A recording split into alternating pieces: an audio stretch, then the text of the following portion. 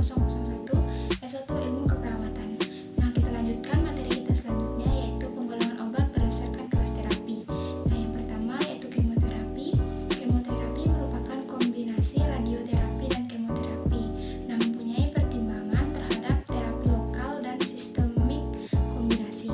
Nah, kemoterapi diberikan sebelum radiasi untuk mengecilkan tumor primer masif.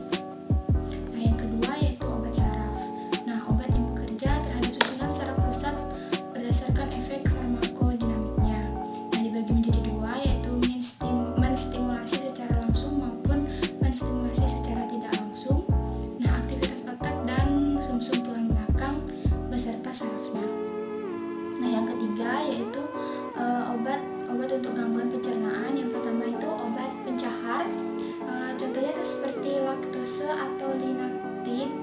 Yang kedua yaitu obat menetralisir asam lambung, yaitu sifat seperti antasida dan panotina. Nah, yang selanjutnya yaitu antibiotik untuk menghentikan infeksi bakteri. Contohnya amoxicillin. Nah, yang keempat yaitu obat untuk gangguan jantung. Nah, obat yang dapat mempengaruhi kontraksi jantung adalah kalsium, preparat digitalis, dan guanidin. Nah, dan preparat-preparat lainnya, sistem saraf otonom SSO, dan obat-obat yang merangsang atau yang menghambatnya. Nah, mempengaruhi kontraksi jantung. Itu obat untuk gangguan pernapasan. Nah, obat-obatan gangguan pernapasan ini yang pertama yaitu beta agonis. Beta agonis merupakan jenis obat yang diberikan pada awal yang digunakan dalam pengobatan asma. Yang kedua yaitu bronkodilator. Pada kasus penyakit asma, bronkodilator ini tidak digunakan secara oral tetapi dipakai secara inhalasi atau parenteral. Nah, yang ketiga yaitu kortikosteroid. Bila pemberian obat-obatan bronkodilator tidak menunjukkan perbaikan, maka penggunaan obat ini dilakukan dengan 200 mg hidrokortison secara oral. Nah, yang keempat yaitu pemberian oksigen. Nah, pemberian oksigen ini menggunakan nasokanul dengan kecepatan aliran oksigen 2-4 liter per menit yang dialirkan melalui air untuk memberikan kelembapan. Nah, obat ekspektoran seperti gliserol quincolat dapat juga digunakan untuk memperbaiki dehidrasi. Nah, yang keenam yaitu golongan obat untuk obat kulit. Nah, obat-obatan kulit untuk pengobatan sendiri ini ada beberapa sediaan obat luar. Yang pertama yaitu krim, emulsi, salep, gel, lotion, aerosol, serbuk tabur, dan kompres. Nah, yang golongan yang ketujuh yaitu obat yang menyebabkan gangguan darah. Yang pertama yaitu golongan dipiron atau metapiron atau analgin.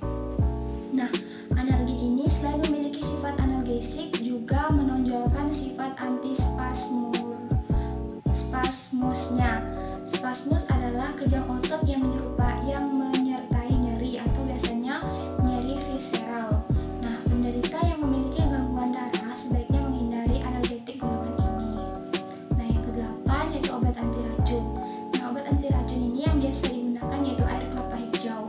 Dibandingkan dengan jenis kelapa lainnya, air kelapa hijau lebih banyak mengandung tanin atau antidotum yang merupakan anti racun yang paling tinggi. Nah, kandungan zat-kimia lainnya yang menonjol yaitu berupa enzim yang mampu mengurangi sifat dari racun. Nah, yang kesembilan yaitu imunoserum. Nah, imunoserum merupakan suatu sediaan cair atau sediaan krim buku yang mengandung imunoglobulin khas yang diperoleh secara pemurnian serum hewan. Sediaan imunoserum ini terbagi menjadi dua, yaitu imunoserum cair. Sifatnya itu tidak keruh, warnanya tidak keruh, hampir tidak berwarna atau kuning, kandungan warna kuningnya itu sangat lemah, hampir tidak berbau kecuali ada bau bakterisida yang ditambahkan. Nah, yang kedua yaitu imunoserum krim buku. Nah, berbentuk serbuk atau kerak, tidak berwarna atau kuning pucat juga, larut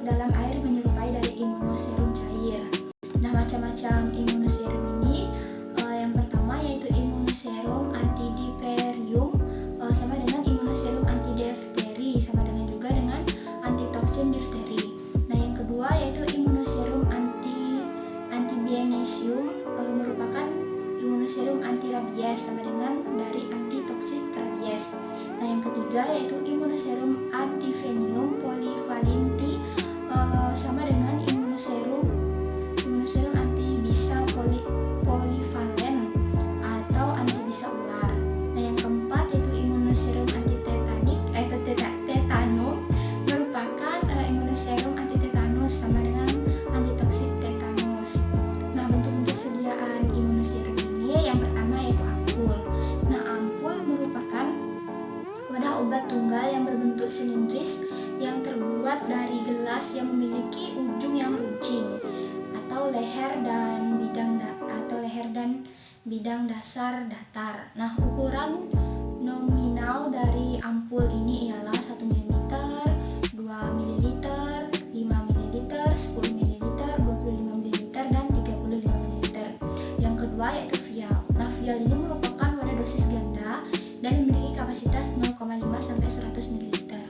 Vial dapat berupa takaran tunggal ataupun ganda. Nah, rute dari pemberian vaksin ini ada dua, yaitu rute intramuskular dan intravena. Nah, yang selanjutnya itu vaksin. Nah, vaksin merupakan suatu bahan yang digunakan dalam menstimulasi atau dapat dikumpulkan membentuk antibodi yang dimasukkan ke dalam tubuh manusia. Dapat dilakukan melalui mulut ataupun suntikan. Nah, fungsi dari vaksin itu sendiri yaitu memberikan vaksinasi merupakan salah satu cara untuk mencegah penyakit yang disebabkan oleh virus dan bakteri. Contohnya yaitu penyakit campak, polio, difteri, meningitis, tetanus, hepatitis, dan lain sebagainya. Nah, kita masuk ke yang 10 yaitu jenis-jenis vaksin. Nah, ada beberapa jenis vaksin, itu salah satunya adalah vaksin atenuasi langsung, merupakan jenis vaksin yang mengandung mikroorganisme hidup seperti bakteri atau virus. Nah, yang kedua yaitu vaksin inaktivasi, merupakan vaksin tewas. Nah, vaksin jenis ini bersumber dari mikroorganisme yang sudah dimatikan baik dalam bentuk bakteri maupun virus dengan memakai zat-zat kimia maupun pemanasan. Nah, yang selanjutnya yaitu jenis vaksin toksiot, merupakan senyawa yang dapat dipindahkan atau toksik yang diinaktifkan. Pada umumnya bahan vaksin ini terbuat dari vaksin kuman yang bersifat imunonegetik. Nah, yang selanjutnya yaitu vaksin Subunit, merupakan vaksin yang dibuat dengan bagian tertentu pada virus atau bakteri dengan cara mengkloning gen virus dan bakteri melalui kombinasi DNA. Nah, yang selanjutnya yaitu vaksin konjungsi, merupakan suatu jenis vaksin yang dihasilkan dari penggabungan polisakarida di lapisan paling luar bakteri dengan protein lainnya. Nah, kita masuk ke materi kita yang terakhir yaitu toksisitas nafza. Nah, yang pertama yaitu apa sih nafza itu? Nah, nafza merupakan kepanjangan dari narkotika, psikotropika, dan zat adiktif lainnya.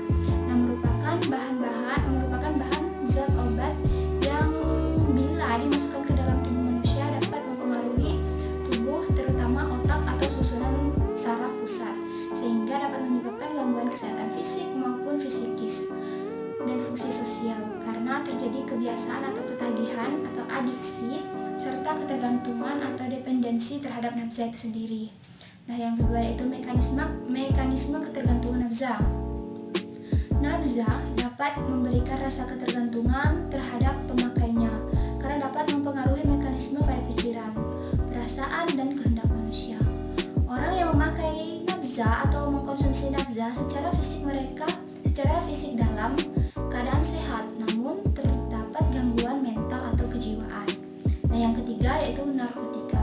Narkotika yang sering digunakan adalah narkotika golongan 1, yaitu kokain adalah pasta kokain seperti serbuk kokain dan bubuk koka. Nah, yang kedua yaitu opiat adalah heroin atau putau, morfin, peditin, candu, dan lainnya. Yang terakhir yaitu ganja atau cannabis, meliputi marijuana hasni. Yang ketiga yaitu psikotropika. Nah, psikotropika ini merupakan obat atau zat kimia yang berupa alami ataupun sintesis yang berkhasiat psikoaktif, yaitu melalui pengaruh selektif mental maupun perilaku.